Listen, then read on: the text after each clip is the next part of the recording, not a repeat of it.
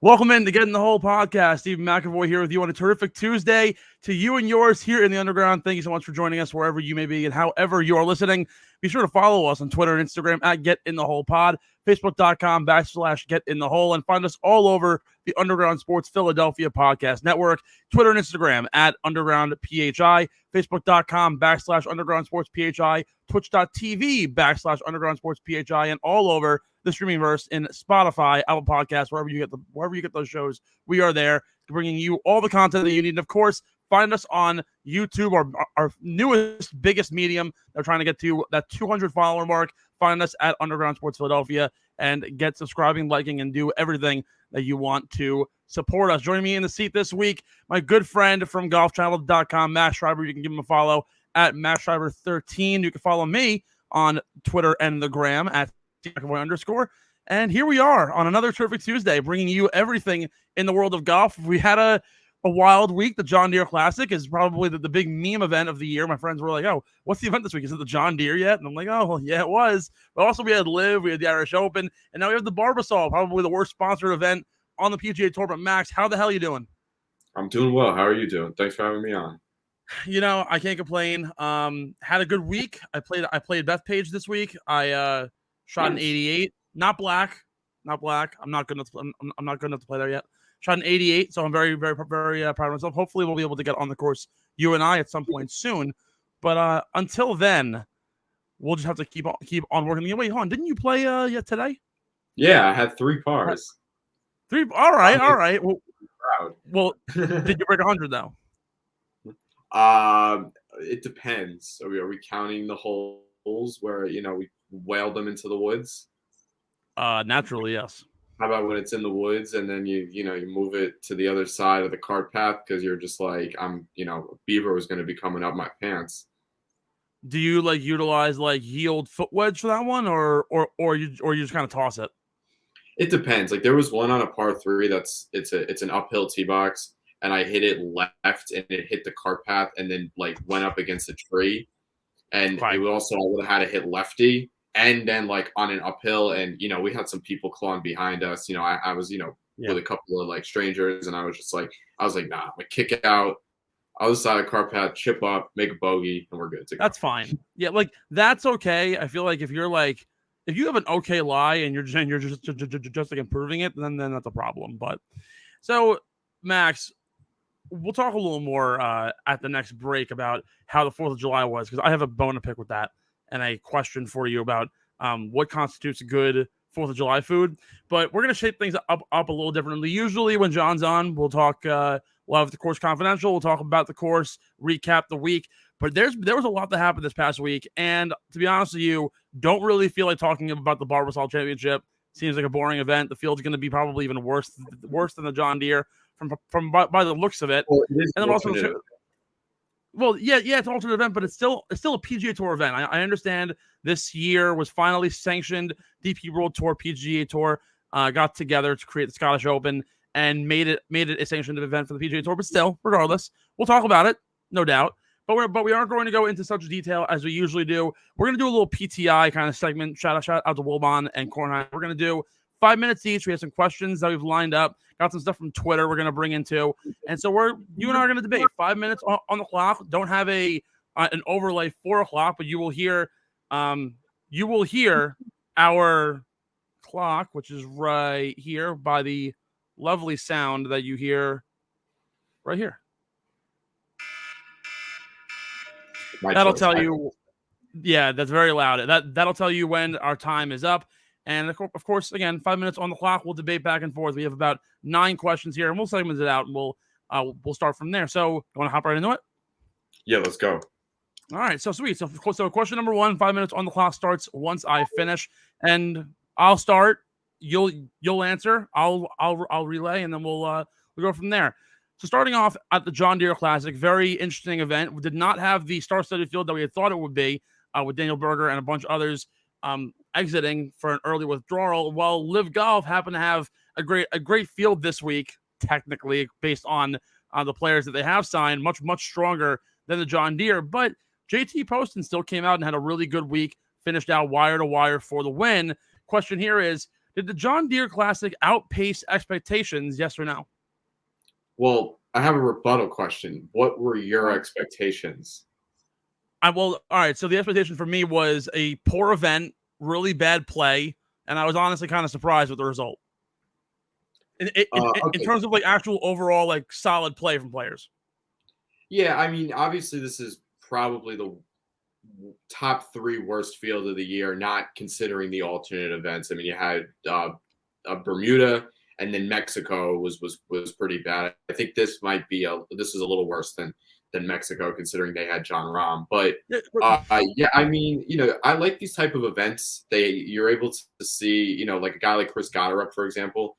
It was really cool to see him. A couple other stories. How about Chris Nagels, the Monday Q? He was up there, only a couple shots off after 54 holes. So in that sense, yeah, I mean, I think that there were a lot of good stories. When I look at an event like this, I really want to see kind of the underdog story come through. JT Poston wasn't necessarily an underdog winner. He finished runner-up the week before at the Travelers Championship. And he's just been playing really good golf. I was talking to a couple of fans when I was up at the Travelers Championship 2 weeks ago, and one guy was even like, JT Poston is my favorite player. And I was like, interesting choice. But hey, he came back and won, so power to that guy. But yeah, I mean, the winner was kind of man. He deserved it. He played well, went wire to wire, but really, was in control of the lead throughout the entire tournament. And I really had any little doubt that he wasn't going to win, and in fact he did. But yeah, in terms of some other stories, I definitely thought that it was a good tournament. Morgan Hoffman making the cut again. That was that's another one. So stuff like that. Yeah, I think there were a couple of cool stories for the week. Yeah. So the expectations for me again was obviously every event for the most part outside of the alternate events usually have some semblance of great golfers. No one in the top 50 was in this week. Berger was the only one who was until Wednesday morning when he withdrew.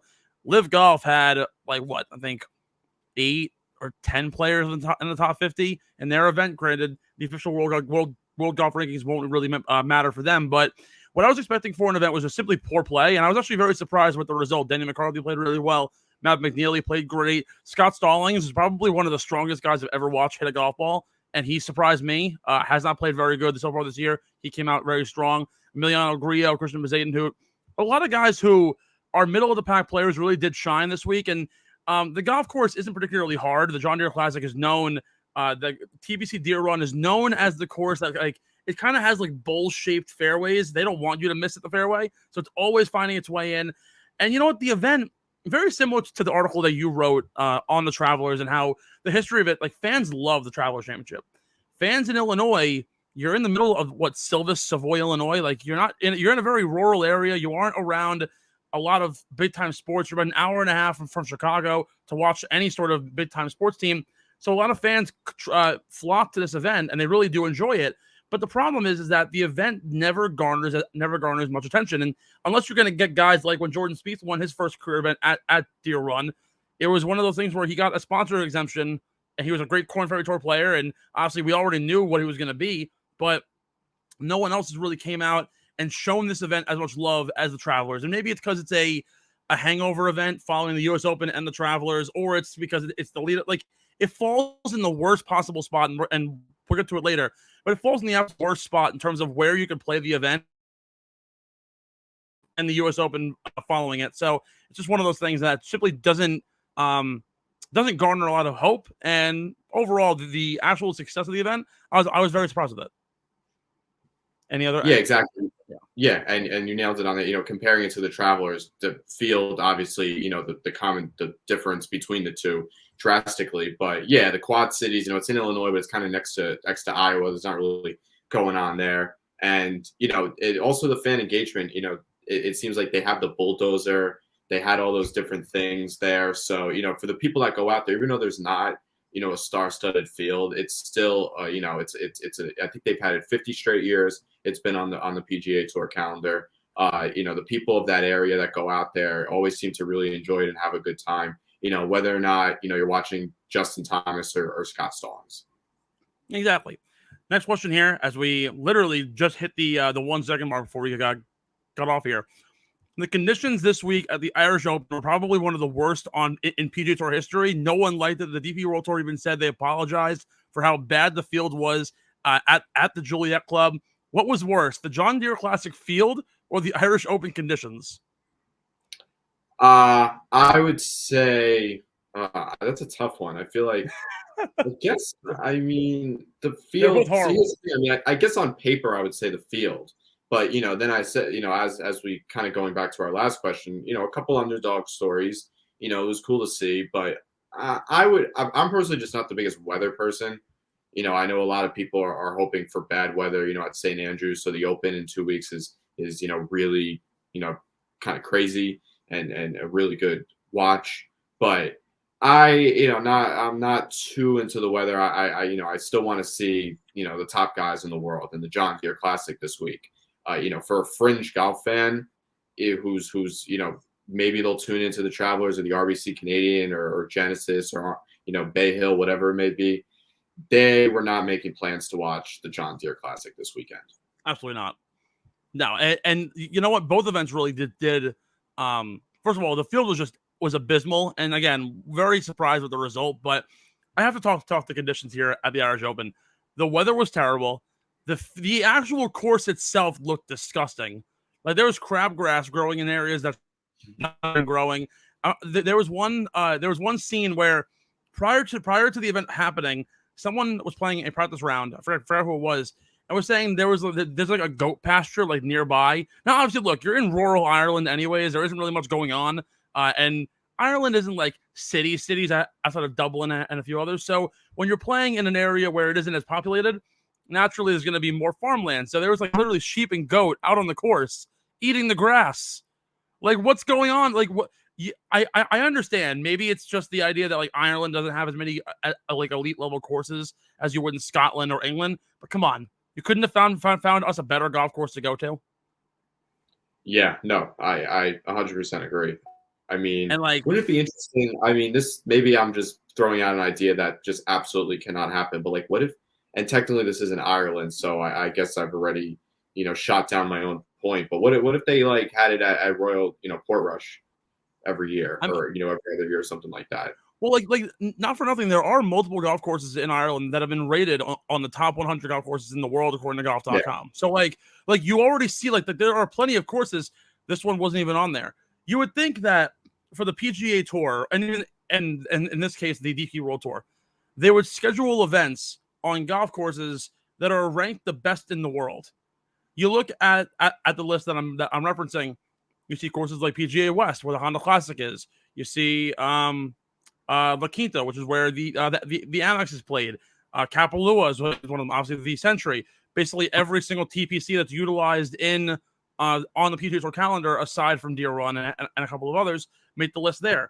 So you're already playing some of the best courses in the world, and I don't know, maybe it is a fact that the DP World Tour doesn't necessarily have the best courses, or they can't reserve it, or maybe it's a money thing. Who really knows in terms of actually getting the course? But I don't see if the DP World Tour comes to me and says, "Hey, we want to host an event on your golf course," I would absolutely want to do it. And you know what? Again, maybe it is the whole Ireland thing. Could you go to Portrush? Could you go to like Royal Troon? You could do a lot of different things in terms of keeping it in that like United Kingdom area, North Ireland, Ireland, Wales, Scotland, England, whatever it happens to be. But the Irish Open, maybe rebranded a little bit, or maybe scrap the event and go for something a little more centered towards the entirety of the area. Who knows? Yeah, well, here's the thing with the Irish Open. Now it looks like, really quickly, like the Scottish Open is going to be is the one. Obviously, aside from the Open, like that's going to be the main. I mean, look at the field this week. You could trick me. You could tell me that it's next week's Open Championship field, and I would believe you. You know what I'm saying? So it's a really great field, and it's really attracted the game's top stars. So, and especially because it's before that, and then everyone's going to play that the week before the Open. I don't necessarily know how illustrious the DP World Tour can make the Irish Open, but like you said, maybe making it to one of those top 100 courses would serve the DP World Tour well. Exactly. So speaking of the PGA Tour and the DP World Tour, with two events that didn't necessarily garner much attention, with everybody playing the JPP Pro-Am as well as the Scottish Open this week, should the PGA Tour specifically consider adjusting scheduling because of LIV. Obviously, this past week, LIV played in Portland, and they played the Pumpkin Patch Open, and very clearly, it garnered actually more attention than anybody watching the John Deere. It had more viewership, anyways, than the John Deere, despite the fact that yes, it's free and whatnot. But if LIV is going to continue to schedule events like for the Barbasol, for the Punta Corrales Championship, or Bermuda, or Mexico, should the PGA Tour consider adjusting schedules? I would say no, just because they're so anti-LIV, understandably so, rightfully so. I don't think that they could make their schedule around LIV. That would just be too much of a PR hit. It would go against a lot of what Jay Monahan and the tour is saying. They're essentially, no secret they're anti-LIV, and they've also done a variety of things now to combat the threat that LIV poses to the tour, and with certain marquee names bolting to LIV Golf. So I think if they were to say, hey, you know what, we're gonna let LIV do their thing, then that's just gonna put more eyes on LIV Golf. More people are gonna watch it. It's gonna continue to grow. Maybe more players from the tour are gonna go to LIV Golf. And I think if you're trying to, beat down an opponent, giving them more exposure and letting them have their own weekend is not beneficial to the tour. If they want to, stomp this thing dead, which I know that they would love to, believe me, I don't think that giving LIV an avenue to shine is in the tour's best interest. I don't think that the question here shouldn't necessarily be should they schedule it around LIV, but more so should they make the events that are available to them more in the public eye. Again, the John Deere Classic, for the example, including the Barbasol this week, finds itself smack it in between the U.S. Open and the Open, with the Travelers right before it, and which has already become a marquee event as a waste management Riviera sort of event. It's still that marquee level. It's kind of like a B-list event. Should the PGA Tour change the John Deere Classic to be at a different point in the year, maybe even put bye weeks in to allow guys to have breaks? Absolutely. Who's going to want to watch an event like the Barbasol or the John Deere if you have better things going on, or if no one's going to play it anyways because they're already on the hangover week or they're getting ready for something else? It finds itself in a very odd spot, and I feel like the PGA Tour should certainly look into moving schedules, adjusting things in order to make it so that certain events get enough limelight that they should. Should they have the Bermuda Championship? Probably not. You could put the John Deere Classic in then. It would actually help you and benefit you to move the tour around, especially now with the new calendar shifting back to that yearly January to September calendar instead of the wraparound. It'll certainly be a lot easier for the PGA Tour to figure out finding weeks to either replace certain boring tournaments with more appealing ones, or put in bye weeks so guys can actually get those weeks off. One of the things that's been talked about has been LIV golfers wanting to play less and deem their own schedule. If you make bye weeks where no one plays, it kind of makes it a little more enticing for everybody, in my opinion, to be able to have a chance to just take a break for a week. Yeah, I understand the bye weeks. I understand that players would like that. I don't know how that would work, because you're going to want to get the schedule, which now we're going to get, now the tour, and I'll be quick. Now the tour has announced that they're going to do the January to September. They don't necessarily want to dip into the fall and go against football. And then they also want to have an avenue to showcase those 3 no-cut events for the marquee players, for the top 70 in the FedEx Cup. So I hear you out. I still just think that kind of folding to LIV. I think even if they don't do it, like you said, the example that you gave, I still think it would. A lot of people would be like, "Oh, they're folding to LIV." They're trying to, and maybe it would benefit the tour, but at the same time, I also just don't. I feel like now not against LIV, putting the John Deere Classic on another part of the PGA Tour schedule, I think makes sense. Maybe I heard No Laying Up was talking about it. If they, instead of having Wyndham be the regular season finale, maybe one year it's a John Deere Classic, then maybe one year it's the Rocket Mortgage Classic, stuff like that. Maybe the Barbasol. I wouldn't say that because that's an alternate event, so that's a little bit of a different scenario. But yeah, I think that maybe moving these events around would be beneficial, not necessarily though in response to what LIV is doing. Exactly. As I eat my Chinese food.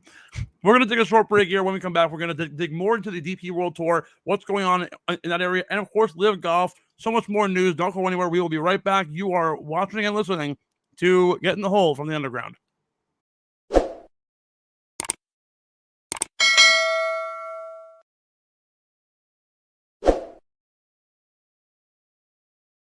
Welcome back in to Get in the Hole. Steve McAvoy, Max Schreiber here with you. Getting into some more questions on the DP World Tour and the European Tour. Sorry, they're the same thing. I'm very dumb with me. And LIV Golf, what did I say? You know, I'm trying to figure this stuff out. I'm eating Chinese food. Also, note to self, don't host a podcast and eat Chinese food right before the break. You should know better. We're gonna hop into a segment called Do You Question? 3 questions here. Do we question them? Do we not? What do we think of them? And we'll start with Ian Poulter. A lawsuit has been surfaced between Ian Poulter, a few other LIV Golf players, as the DP World Tour, looking for exemptions and sponsorships to go and play in DP World Tour events, including this week's Scottish Open. Him, Greg McDowell, Brendan Grace, and others will be involved in the field this week. But there's been a lot of scrutiny around what's going on here. Do you question Poulter's lawsuit versus the World Tour? What do you mean by question it exactly? Like, do I think it's right or wrong for going against the DP World Tour? Yeah, essentially. You know, I don't want to come off as like pro LIV here or even pro Poulter, but I think he has a point. If he is eligible to play the Scottish Open, especially after being on the European Tour for the past 25 years, he has a right. If the judge is going to issue him a stay, you know, if I'm Poulter, I'm saying screw it. I'm going to go play this event if I can play this event. You know, I understand he would be praised if maybe he was just wanted to stay away and not cause any controversy. But what's the difference if he's going to be playing the Open the following week at St. Andrews? So I don't fault him for going against the DP World Tour. Now, granted, now what the DP World Tour needs to do and the PGA Tour is find out a way for them to have their sanctions, be upheld in a court. But right now, if the judge is going to issue a stay, if I'm Ian Poulter, I'm saying screw it. I'm going to go play this thing because I can and I'm allowed to. Yeah, I hate to be pro Ian Poulter here, and I hate to be on the bandwagon for LIV Golf, but the harsh reality of all of this is that a lot of these guys, even with like for example the U.S. Open, right? Granted, it was the USGA, and they could have made whatever rule they wanted to. A lot of these guys, especially guys like Poulter and Oosthuizen and now Bryson, DJ, and the like, they have exemptions for a lot of big-time events. And who knows, this might even lead, let's just say Ian Poulter wins this event. What's gonna stop Dustin Johnson from saying, hey, I want to play at the Waste Management next year because I have the exemption to do it? Yeah, you could ban me, but I'm exempted to do it. I'm like eligible to play it. It's just the tour that's overseeing it is banning me. The problem here is that this comes down more to a business law standpoint, where a lot of these guys are, they're independent contractors to the PGA Tour. So unless the contract there is terminated completely, which they're actually not, they're only banned, you could very well file a lawsuit, and if a judge overrules it, then you're shit out of luck. Sorry, buddy. So I do think that they do have a point in this, and it's going to lead to a little more of a sticky slope. The only way that they could possibly figure out is if the PGA Tour and the DP World Tour can find a way to uphold their bans and be able to be like, no, you aren't able to at all. But the DP World Tour works the same way as the PGA Tour, so I wouldn't be surprised if we have some sort of a problem or a stalemate in future months with certain events. Yeah, I'm not a lawyer, but I think that eventually someone's going to go against the PGA. I mean, unless someone has and it just hasn't been reported. But it'll happen at some point. Yeah, I mean, like you said, Dustin Johnson getting into whatever event, if he wants to go, well, he resigned his tour membership, so I guess he's a bad thing. Bryson wanting to play at Bay Hill and play the Memorial. I know it's far next year, and there's going to be a lot that happens in the next 50 weeks, but it's going to happen eventually, and it's going to be very interesting to see what happens when someone finally challenges the PGA Tour. Even then, like Bryson wants to play the Farmers Insurance Open at Torrey Pines. He's been sponsored for. He's been exempt for it for 10 years. He might as well take it if he could. Do you question probably the dumbest comment that I heard all week? Taylor Gooch's Ryder Cup comment in relation to LIV Golf. Yeah, it was completely asinine. I mean, it's just and hot take here, and I know this might put me in exile in certain golf communities. I mean, like, I appreciate the Ryder Cup. It's just not my cup of tea.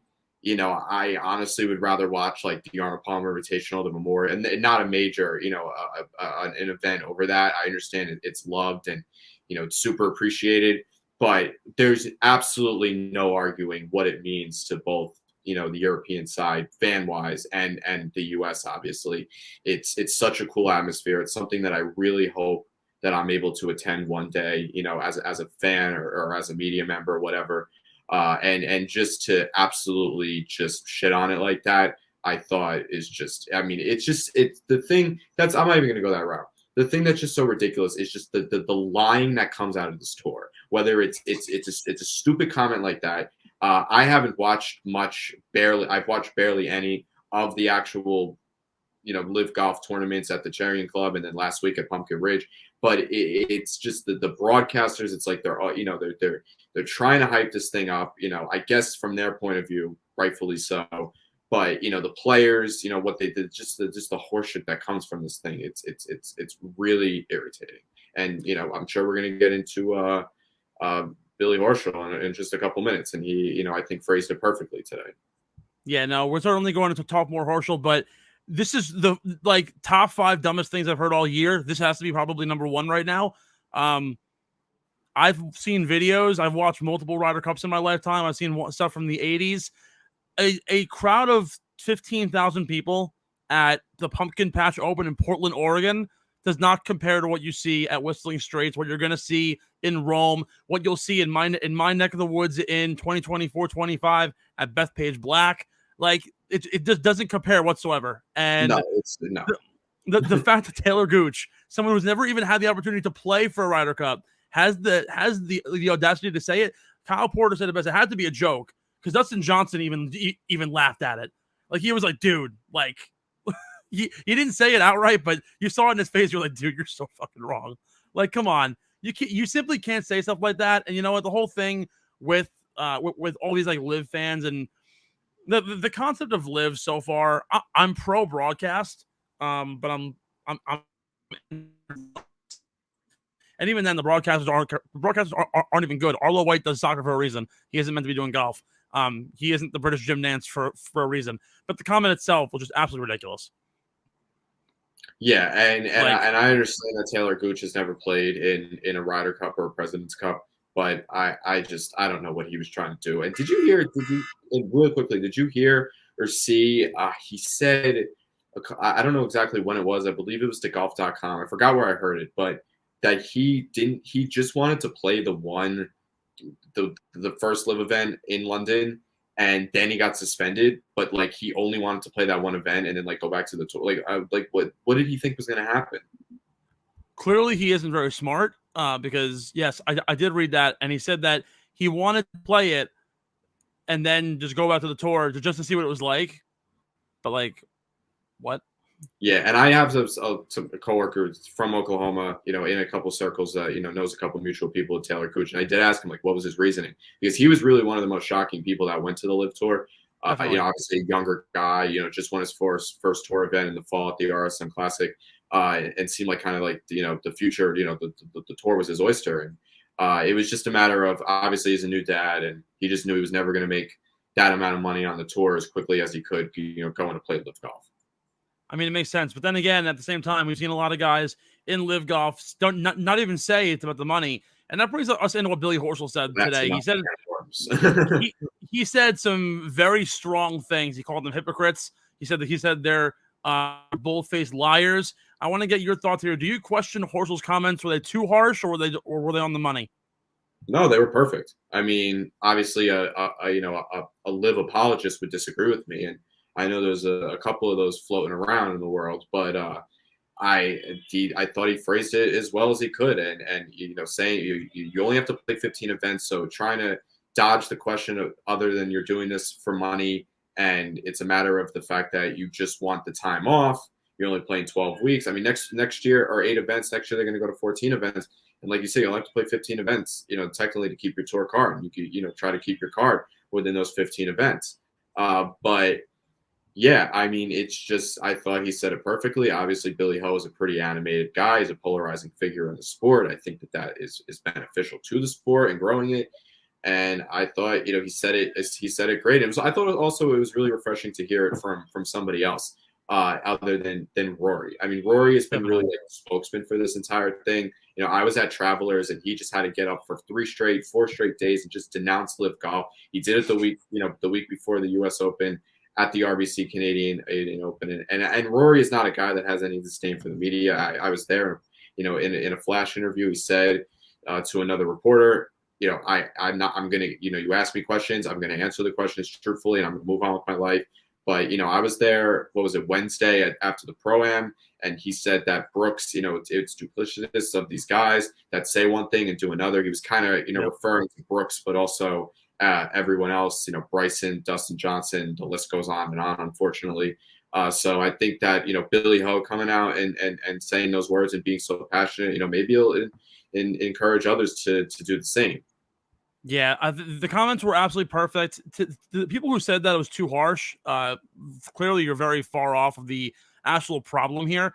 The only person this week or in the last month that I'm actually kind of sympathetic for, who kind of said who literally spoke their mind was Pat Perez, and even then, did you have to play golf to miss the birth of your son? No, you could have just simply not played. Yeah, I brought exactly.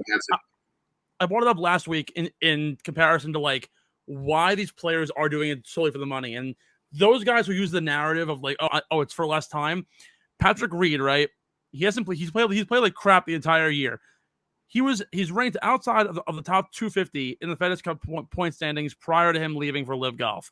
Mm-hmm. He had to play 30 events last year just to make the top 125 in order to get into the FedEx Cup playoff.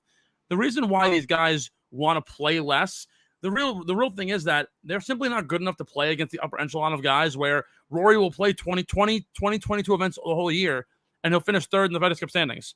But he also gets 2 or 3 wins.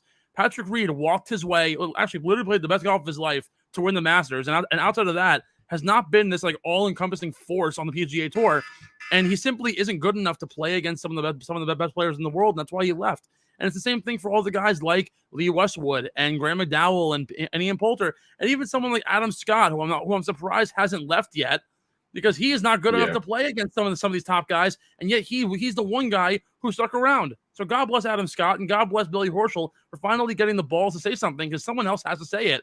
And also, Billy Horschel is one of my personal favorite golfers, so I think him saying it really kind of jumps him off the page in terms of guys who I really adore in this league.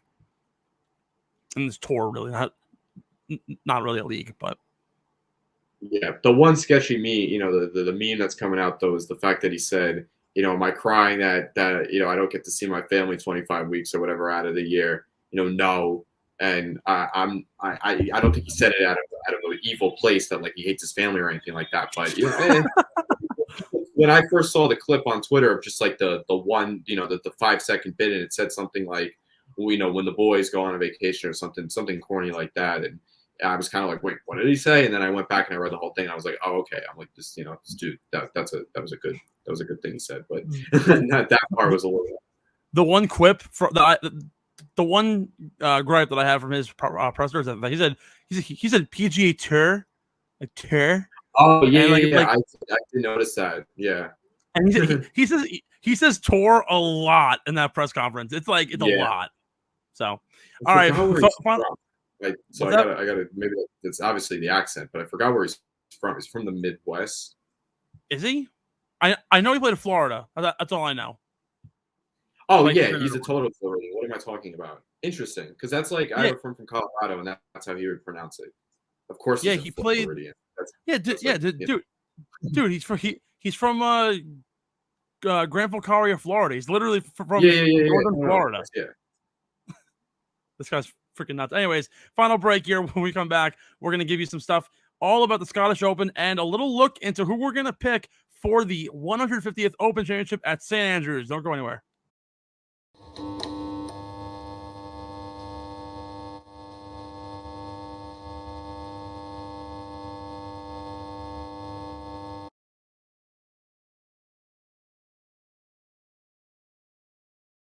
Final leg of our show, and it's going to be stronger than any live event that they're going to play all year. Stephen McAvoy and Max Schreiber here from Get in the Hole.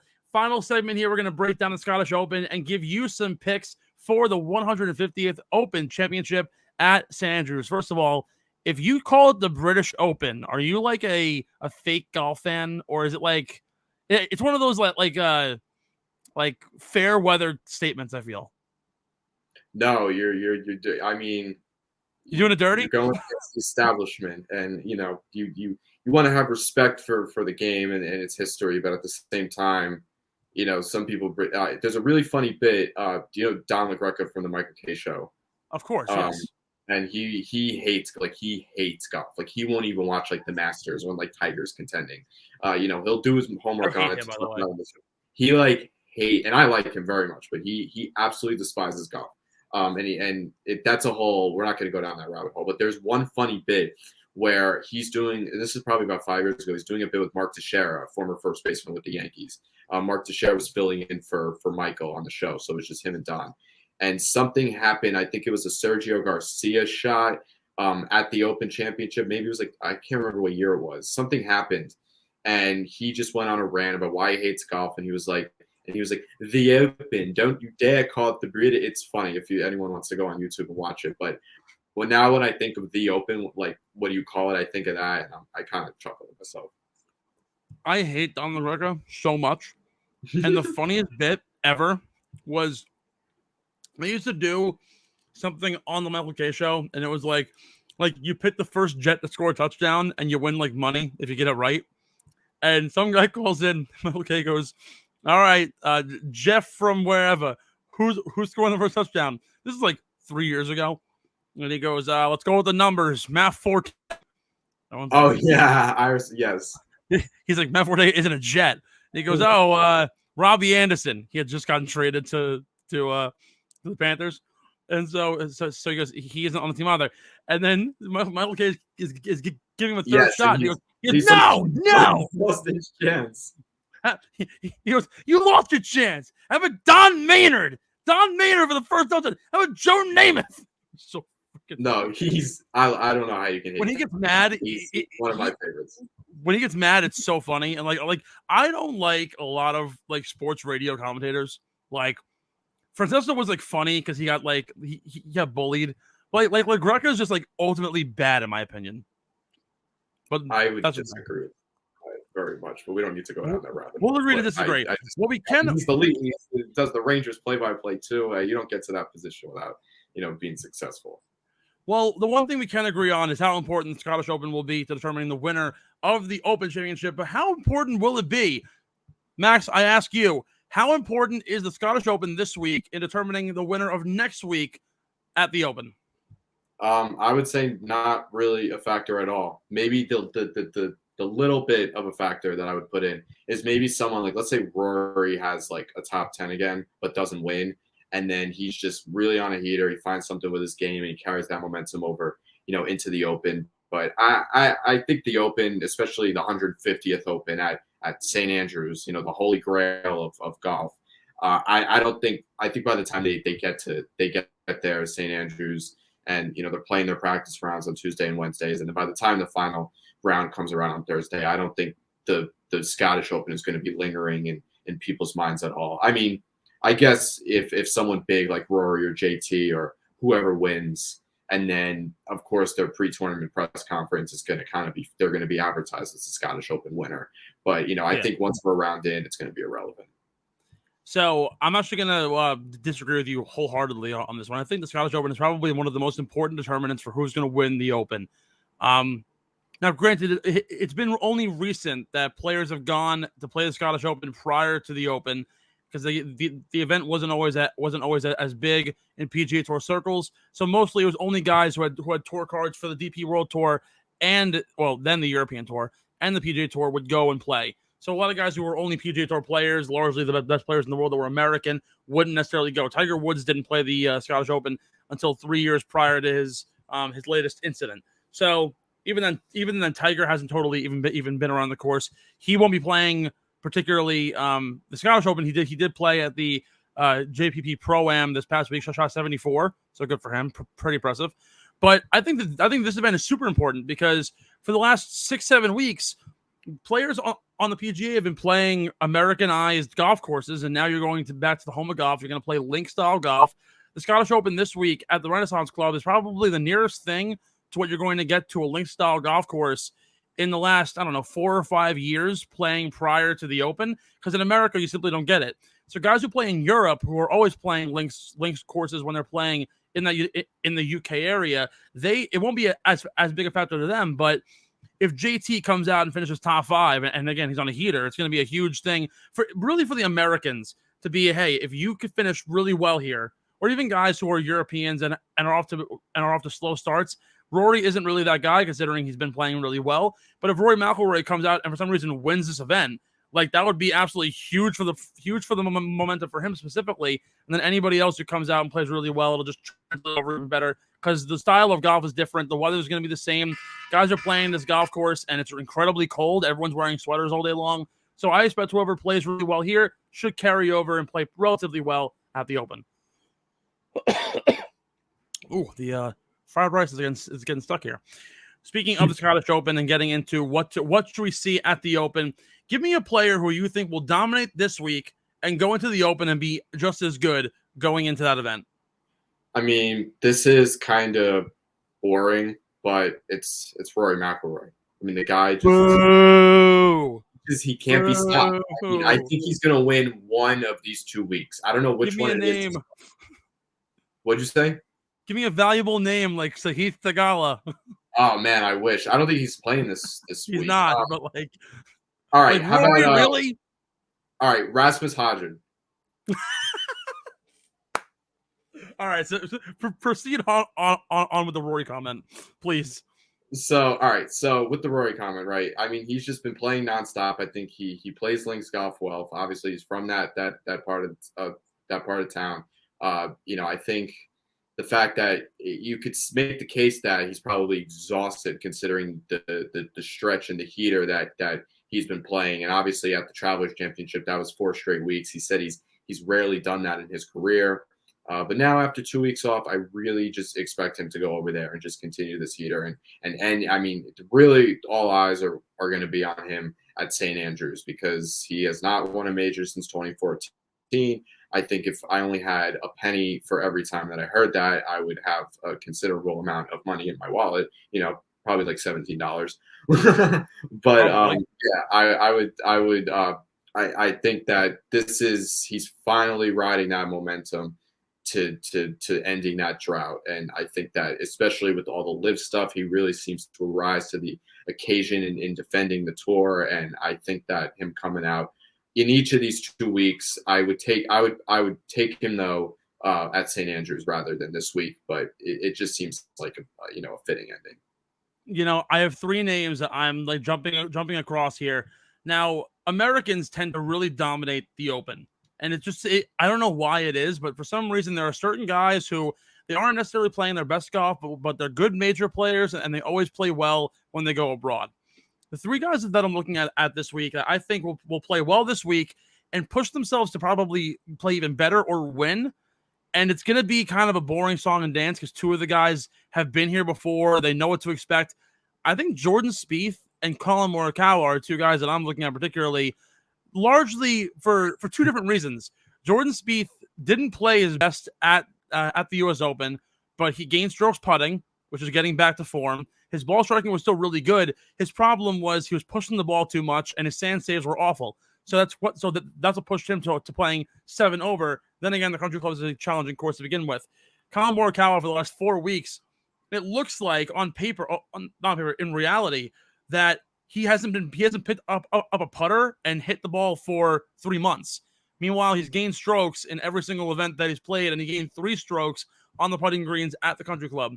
Collin Morikawa, again, man, he has experience here. He knows what he's doing. He's a guy I'm looking for. Long shot name, though, that I really think is going to dominate here and play really well. He's done so good this year on the DP World Tour. Multiple top 10s, 3 in his last 5 weeks. Ryan Fox, the Australian, this week at the Scottish, will translate it over to the Open. He's been playing links golf for literally the last month and a half, and he's been killing it.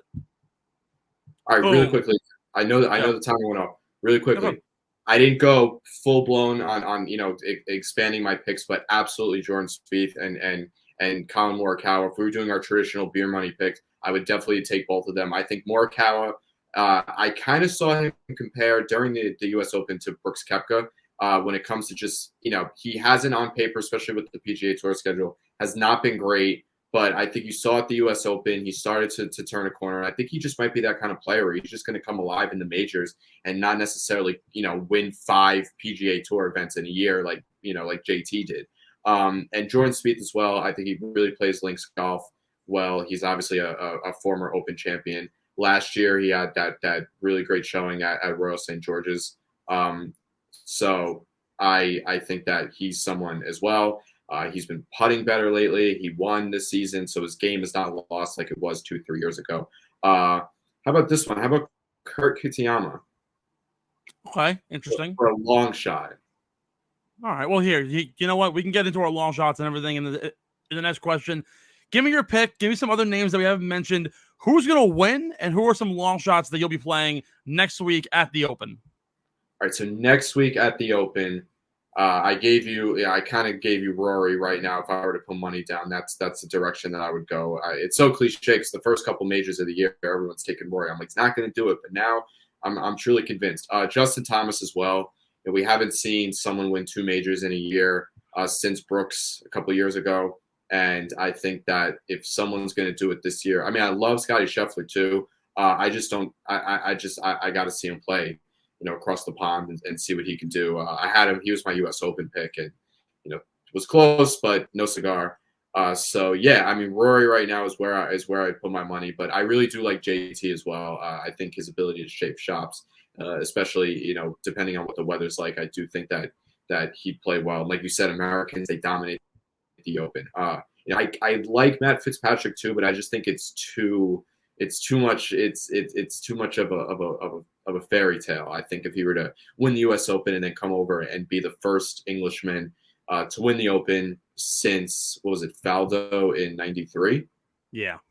So that's a lot. Yeah. So I mean, I would go him, or I would maybe Fleetwood. I know he hasn't been fantastic, but I think sooner rather than later he's going to break through, and I definitely think that this week could be a possibility. So, in terms of the Americans, I'm going with, because there's a good hodgepodge of guys that I really like. Depending on how they play the Scottish, JT, McIlroy, Morikawa, and Spieth are those 3 guys. But some other names at this point, is it too cliche to take Will Zalatoris for a top 5? I mean, it's like almost it's like a guarantee. It's like death taxes and Zalatoris ball striking his way to really good scores. He's gained ridiculous strokes putting with that absolutely abysmally gross looking putting stroke. So I mean, something's working for him. But some other guys who I'm really interested in, actually, I share his hair. You mentioned in Tommy Fleetwood, kind of growing the flow like Fleetwood. I kind of like it. And you know what? Tyrrell Hatton. There's something that screams gross windy conditions and an angry old Englishman winning the Open at the home of golf. It's kind of just like makes sense. Your Fitzpatrick comment though is spot on. It was really a fairy tale that he won at the U.S. Open because the narrative around it was so true, that he stayed with the same family that he won the amateur with, stayed in the same bed, woke up at the same time, same routine. The parents that were hosting him made him the same breakfast that he used to have every day. Like, come on. Doesn't seem realistic at this point. I don't know if he's going to go back home to England, Scotland, and play well, but that's to be seen. Long shot name that I'm throwing out here, and probably going to be my favorite name, the Scotland boy, Rob McIntyre. I love this kid. He has a great accent. He's like 50 to 1, I think it is, on the boards. So I love Robbie McIntyre to possibly take home a big win at the home of golf in his home country of Scotland. And I would say super long shot that I'm looking at either this week or next week, Aaron Rai. I was going to say that. Oh, dude. All right. There's something crazy. Like, we bet at, what was it? At the PGA Championship, we said Mito Pereira. He crushed it. Came so close. He was like the last guy on the odds board. I bet Anirban Lahiri at, well, it wasn't the Masters, but it was last year's, I think, Open. And yeah, the players. He played sick. So super long shots. Anything's possible. I have two guys that I'll be calling out. Seamus Power. He's at plus 6,500. And then like really like all the way down there. I love this guy, and I don't know why he's so low. He's so low on the board.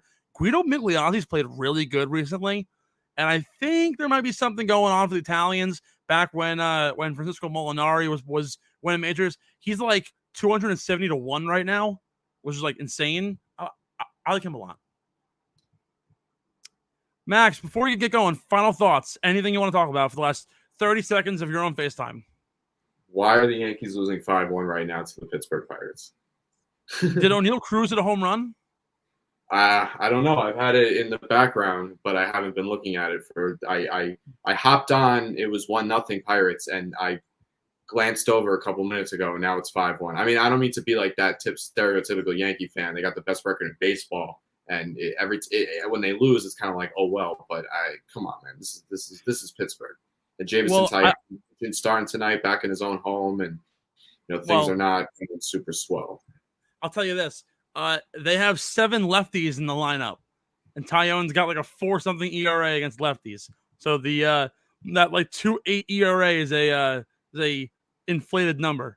It's inflation, man. In this economy, it ain't gonna work with Jameson Taillon.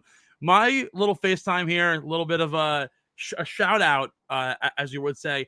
The 4th of July this weekend was great. Really happy we celebrated America. Now we're going to the Open.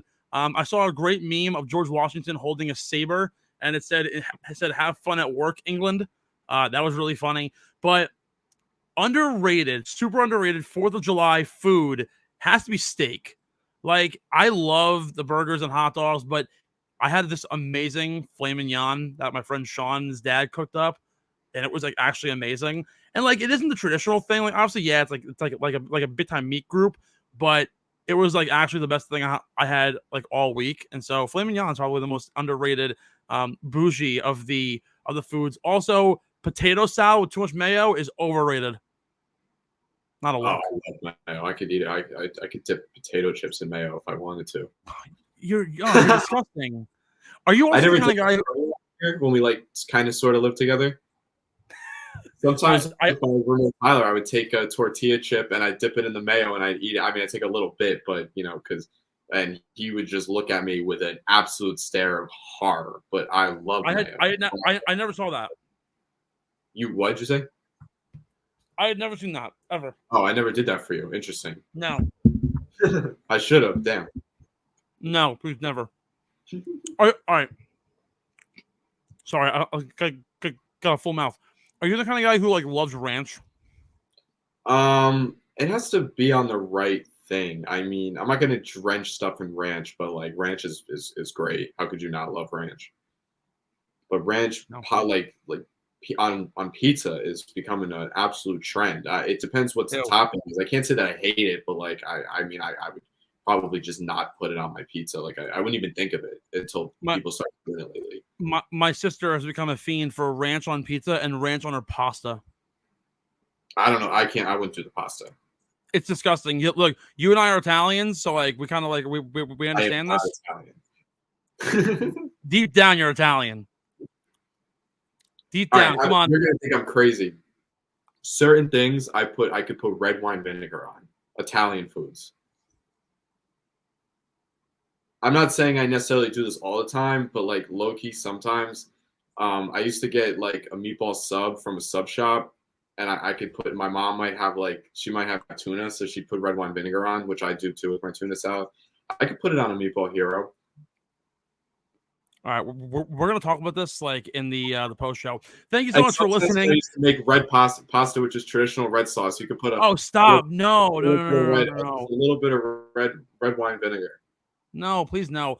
Thank you so much for listening and watching to Get in the Hole here from the underground. Max Schreiber, thank you for hopping in and taking over for John this week. John's on a date night. Everyone, shout out to John. Good luck on the date night. Get the ladies. We appreciate you and everything you do. Follow Max at MaxSchreiber13 and we'll find him all over golfchannel.com.